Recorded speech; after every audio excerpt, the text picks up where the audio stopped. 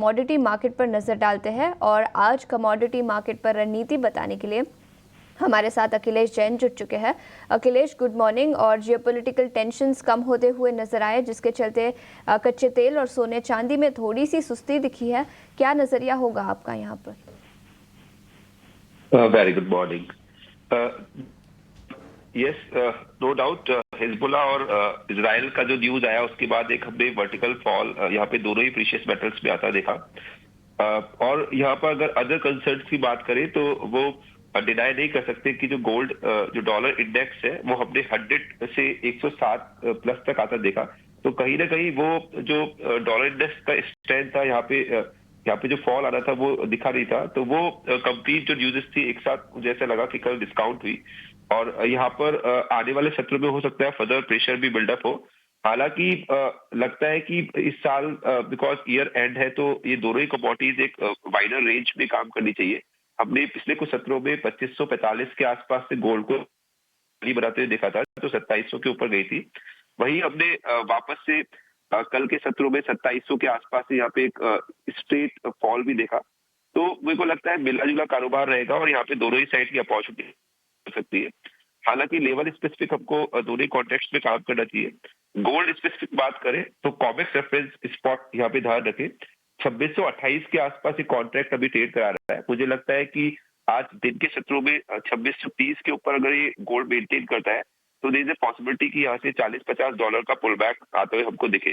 तो अगर 2630 के ऊपर गोल्ड मेंटेन रहता है तो 2610 का स्टॉप लॉस ध्यान रखिए, यहाँ पे बाय कर सकते हैं। 2660 के आसपास तक के लक्ष्य दे सकते हैं। वही M6 स्पेसिफिक लेवल्स की बात करें तो मुझे लगता है कि 75 450 500 वुड बी द हर्डल। अगर प्राइसेस के ऊपर जाते हैं तो यहाँ पर एक बार शॉर्ट टर्म रिकवरी मॉर्निंग के सत्र में देखने को मिल सकती है। वही सिल्वर की बात करें तो आप ट्रेडिंग प्रोस्पेक्ट पे इसमें भी बाइंग बना सकते हैं। 87,900 के ऊपर प्राइस आते हैं तो यहाँ पे बाय करें। 87,600 का इसमें स्टॉप लॉस प्लेस करें।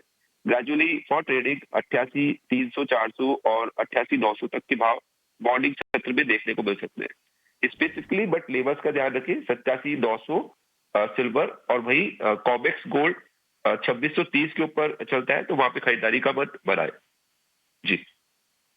ट्रंप ने कुछ अनाउंसमेंट्स किए हैं टैरिफ को लेकर। चाइना से जो इंपोर्ट किया जाता है उसका इम्पैक्ट बेस मेटल्स पर क्या होगा? देखिए, एक स्पेसिफिक हम यहाँ पे देखेंगे, जैसे डॉलर इंडेक्स बढ़ रहा है तो कहीं ना कहीं युआन के अंदर प्रेशर बन रहा है। और हमने कल एक स्टेटमेंट भी आता हुआ देखा चाइना के एंड से भी कि जो कट्स वो कर रहे हैं या जो लिक्विडिटी पंच कर रहे हैं वो कुछ टाइम के लिए मे बी होल्ड कर सकते हैं, क्योंकि उस कारण से युआन के अंदर एक प्रेशर बिल्डअप हुआ है। तो मुझे लगता है कि ये अभी इमीडिएटली हर्डल्स के पास मेटल्स खड़े हुए हैं और मुझे लगता है कि उछाले में यहाँ पे एक बार सेल ही करना चाहिए। कॉपर स्पेसिफिक बात करें और लेवल स्पेसिफिक बात करें तो 809-10 के आसपास कॉपर मिलता है तो आज के सत्र में बेचे।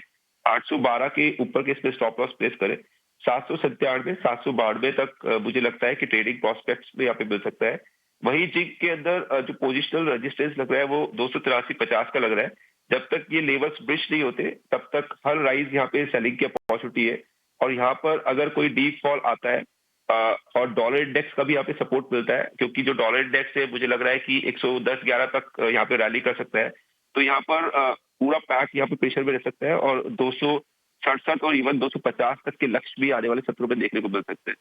तो अभी सेल ऑन राइज की रणनीति रखें, ऊपर के लेवल के रेजिस्टेंस का ध्यान रखें।